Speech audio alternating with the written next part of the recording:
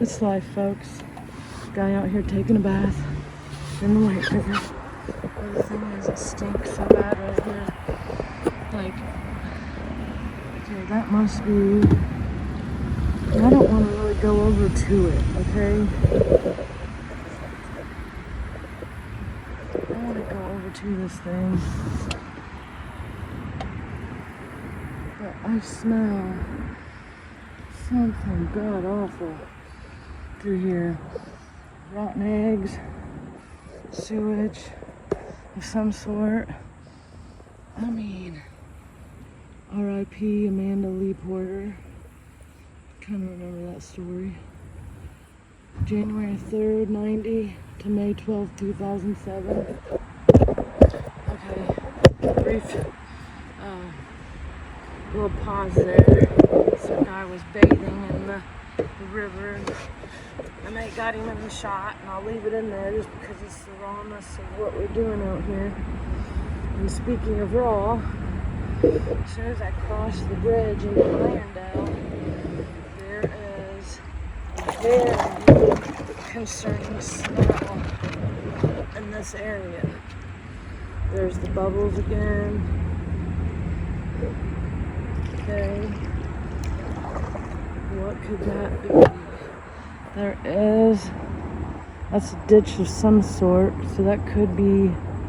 I'm not going to speculate which ditch, because there's another one right over here too. This area, Irondale, is known to be a little intoxicated.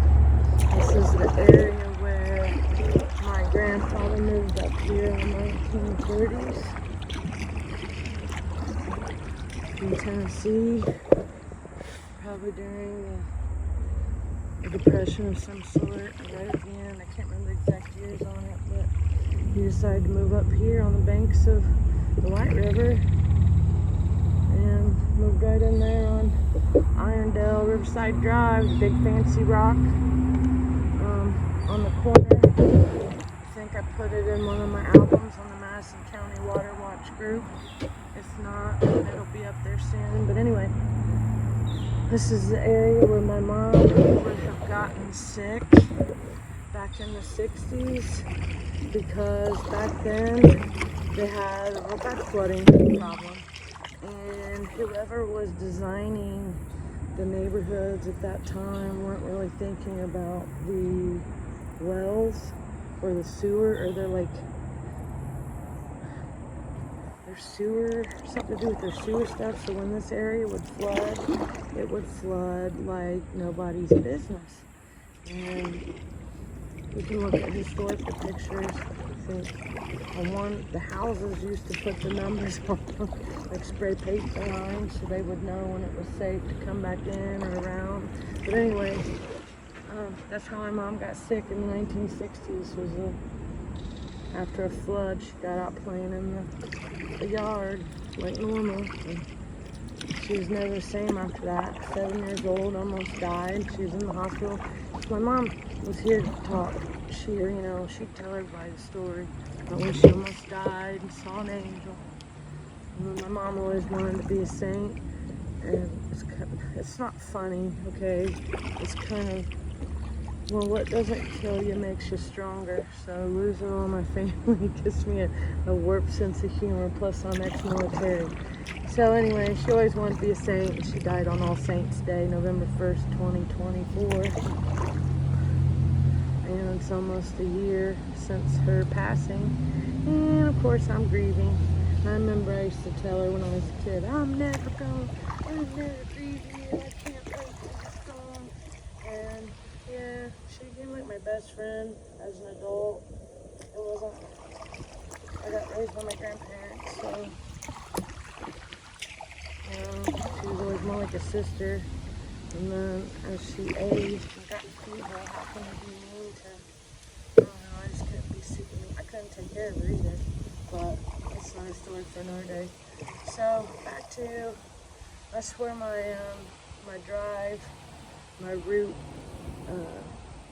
desire to get out here and document a lot of this stuff, because I feel like There's contaminants all around us, and I've never been warned about these other ones. I knew about the sewage stuff in there. I guess I'd never really, I mean, you hear the stories, you know, people dumping, fish kill, you hear about the 90s, fish killed from the 90s, you hear all these old stories, and you just think, yeah, that never happened to us. That's not gonna happen to us. That would never happen to us. And then realizing that a lot of it has already happened to us. Some of it's been cleaned up. The environment looks different. It's like the same geographical locations, just different time and space. And they're cleaner, but the environmental effects that they had in those areas are still lingering today. Hence the articles I just read earlier about the Superfund site, the Broadway Grand Avenue Superfund site that we've been talking about online. It's on the national priority list. Wheeler Avenue water plant is right up here. I don't know if I'm gonna, yeah. No, I'm not gonna get it today. Sorry, it's just past 10th Street. So I'm just going to 10th Street today, and then I'll drop in at 10th Street tomorrow and take the footage. So yeah, back to Wheeler water plant was rebuilt or reconstructed in the 1960s. I'm not sure when the one over, whatever is over on Jean Gustin. I'm just learning about the wastewater treatment plants. That's been a neat, I shouldn't say neat little study, but it's been informative. And best site I found on a lot of it's EPA. Item has good stuff too. So I put some documents out today that might help people that may not have the time to read the 500-page documents or the 90-pagers or even sit there very long and look the information up. They just need us, Team Madison County, to look at the subject and comprehend it for them. I guess study it and then try to put it in a palatable terms for everybody. So I'm kind of just looking around to see if there's anything that stands out in here that I need to point out. I don't know what the nastiness on the bottom is, and I know there's some nastiness is like happens. It's the environment. Okay, going back in. But I just feel like some of it's overgrowth.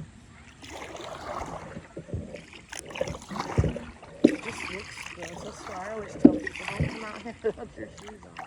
I bet that would feel really gross in your toes too. But what was crazy is when we were back at the MPL site in April, some people, you'll see me and Brianna were on this little ledge kind of getting into the Killbuck wetlands, and I got my feet in there, and then when I got out, I mean, it started burning a little bit, and I just chalked it up to being cold. I thought, oh, it's just cold, right? There's algae blooms all over the place in there, in the Killbuck wetlands, so it's like, is that what I came in contact with, and then what was it? Because there's several things they said could cause that tingly feeling in your hands and toes, and I wasn't even in it that long, right? Now I'm kind of getting close to my end destination. The water's kind of, okay, now I see what's happening. Alright, sorry about my little talk. Hopefully it was informative, and I'm going to have to click off here for a minute and come back.